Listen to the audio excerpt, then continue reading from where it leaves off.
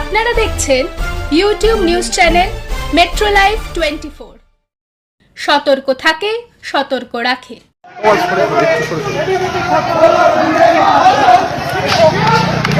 লাল পতাকা ভেঙে দেবো।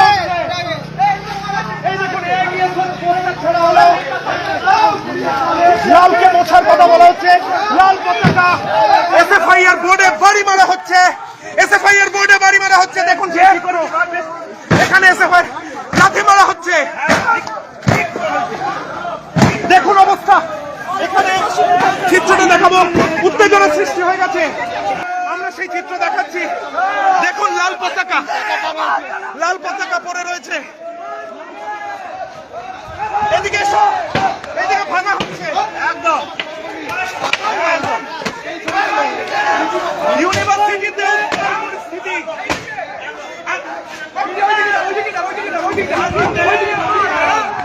এবিভিপি ছাত্ররা উপরে উঠে পড়েছে। সেই চিত্র দেখাচ্ছে। আগুন ধরানো হয়েছে।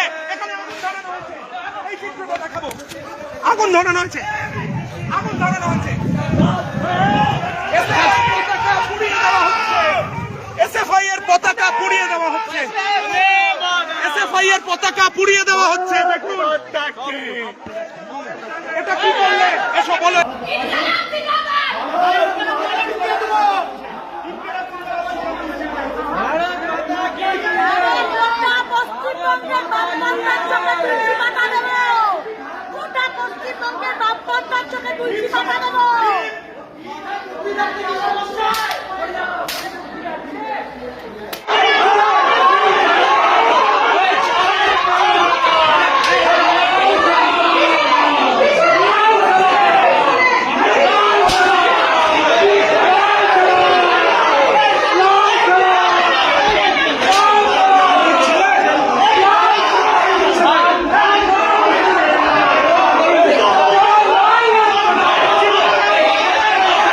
বুধবার রাতে দুই ছাত্র সংগঠন এসএফআই এবং এবিভিপি সদস্যদের সংঘর্ষে উত্তেজনা ছড়ায় যাদবপুর বিশ্ববিদ্যালয় চত্বরে।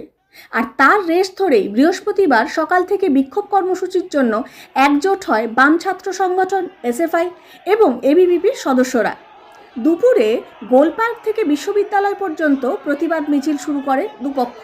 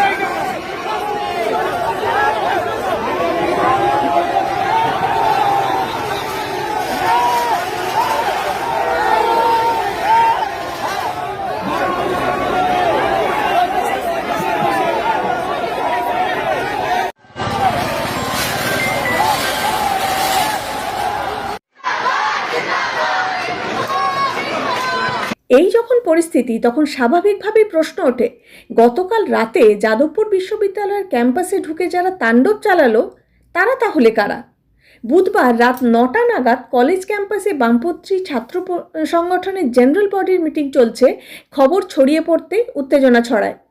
এখন যখন কোনো শিক্ষা প্রতিষ্ঠানে কোনো ছাত্র সংগঠন নেই, সেখানে এই জিবি মিটিং কেন? এই অভিযোগে একদল বহিরাগত ঢুকে পড়ে বিশ্ববিদ্যালয় ক্যাম্পাসে। শুরু হয় তাণ্ডব, অগ্নিসংযোগ। অরবিন্দ ভবনে আশ্রয় নেওয়া বাম ছাত্রছাত্রীদের আটক করে শুরু হয় একই রকম তাণ্ডব, ভাঙচুর, উল্লাস।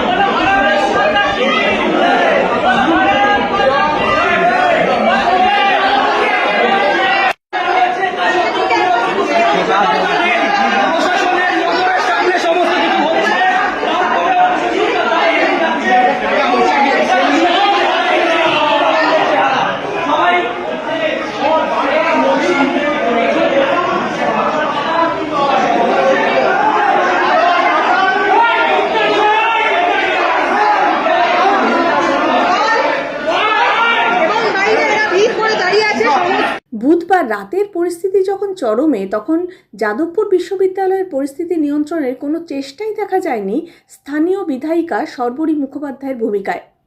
বরং তাকে দেখা গেল অন্য ভূমিকায়, রীতিমতো হুঙ্কার তার গলায়। নিয়ম মতন তাদেরও রাজনীতি করবার অধিকার আছে, এইটা যে আমরা মেনে নিলাম, আমরা অন্যায় করলাম, তাই তো? জিজ্ঞেস করছি সুজন চক্রবর্তী এবং সৃজন ভট্টাচার্যকে, আজকে আপনারা জানেন না যে ইউনিভার্সিটি মেনে নিয়েছে যে ইউনিভার্সিটির অন্তর্ভুক্ত কোন ইউনিয়ন থাকতে পারবে না। কোথায় কাগজটা, কোথায়? কোন ইউনিয়ন নেই। আমি কাগজটা দেখাচ্ছি, কোন ইউনিয়ন নেই। আমাকে ওই ছবিগুলো দিতে হবে। তারপরেও কি করে জিবি ডাকা হয়েছে? কে ডেকেছে জিবি?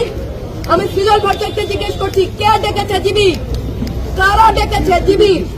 হ্যাঁ, দেশ বিরোধী স্লোগান, দেশ বিরোধী স্লোগান, ইন্ডিয়ান আর্মি রেপ আস। হ্যাঁ, একথা বলবার সাহস কারা দেখাচ্ছে?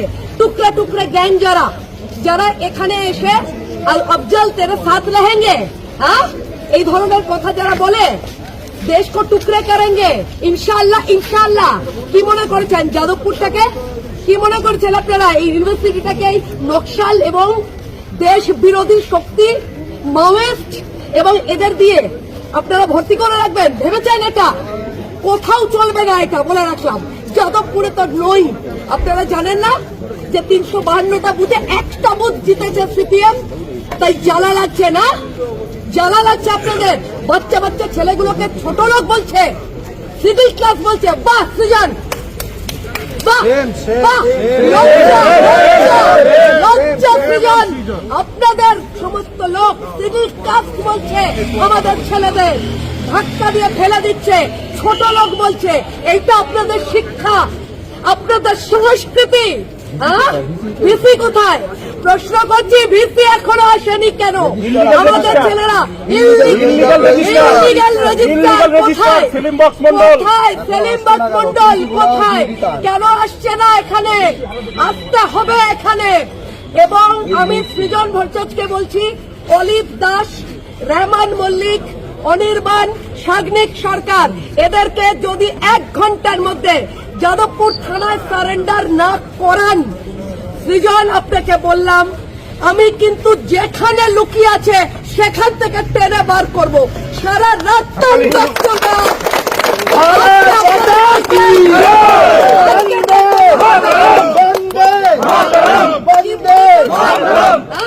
কি মনে করেছেন ভালো? আমরা ভালোর পথে চাইলাম, সেটা আপনাদের সহ্য হলো না, না? সেটা আপনাদের সহ্য হলো না। চিরবির করছে গা আপনাদের, যতক্ষণ না যাদবপুরকে অস্থির করা যায়। যাদবপুরের বিধায়িকা যখন এই ভূমিকায় অবতীর্ণ হয়েছেন, তখন বিজেপির রাজ্য সভাপতি শ্রমিক ভট্টাচার্য বলছেন এবিভিপির সঙ্গে নাকি কোনো যোগই নেই বিজেপির। এবিভিপি বিজেপির কোনো ছাত্র সংগঠন নয়। এবিভিপি সমন্বিত একটি জাতীয়তাবাদী ছাত্র সংগঠন, ভারতবর্ষের সর্ববৃহৎ ছাত্র সংগঠন। তারা বিজেপির শাখা সংগঠন নয়। এবিভিপির অবস্থান নিয়ে আমাদের পুরো বক্তব্য নেই, তাদের সিদ্ধান্ত তারা নেবে।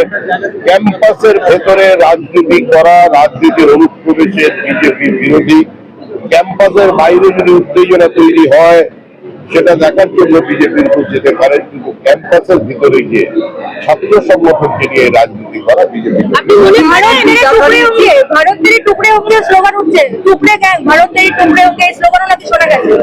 জানি না, আমি শুনতে পেলে তাকে তো টুকরো করে দেওয়া উচিত ছিল। সে অক্ষত শরীর আছে কি করে সেটাও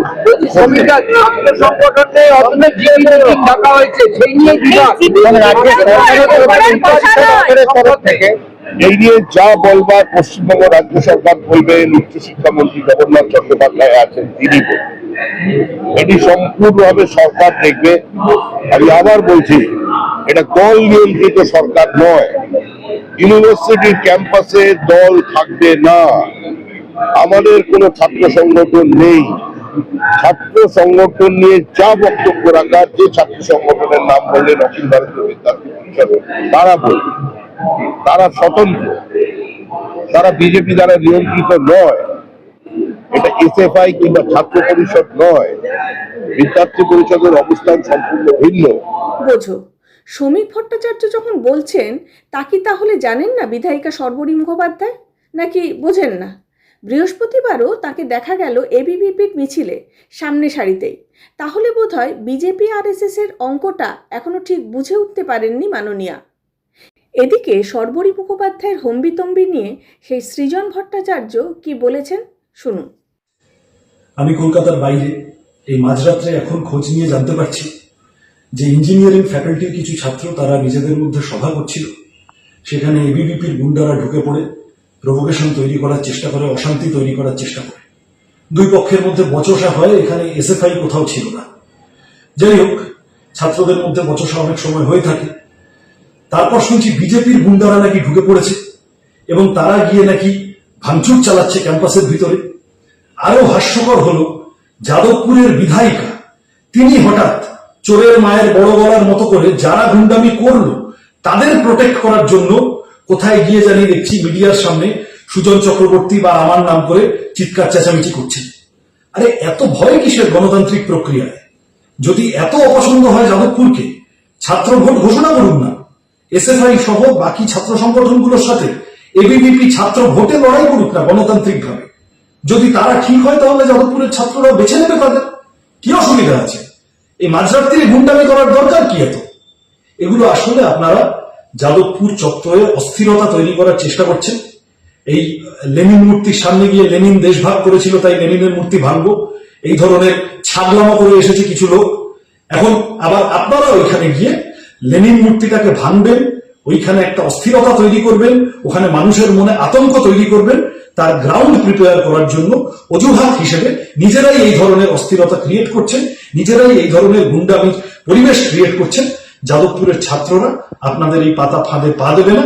যাদবপুরের মানুষ আপনাদের এই জোর করে গুন্ডামি করার চেষ্টা পছন্দ করবে না। তাদেরকে মিছিল বের করতে পুলিশ দিচ্ছে না যাতে এবিভিপির বাঁদরদের বাঁচাতে পারে। ওদের যে সাইজের মিছিল হচ্ছে, এখান থেকে আমরা গেলে না ওদেরকে হাসপাতালে বাড়ি ফিরতে হবে। যাদবপুর বিশ্ববিদ্যালয়কে আক্রমণ করতে এসছে মানে বাংলার এই ভারতের সাংবিধানিক ধাঁচাকে আক্রমণ করতে এসছে। সবক শেখাবো এই বাঁদরদেরকে এই বাংলার মাটিতে। না, এখনও যাদবপুরের বিধায়িকার অবস্থানে কোনো পরিবর্তন হয়নি।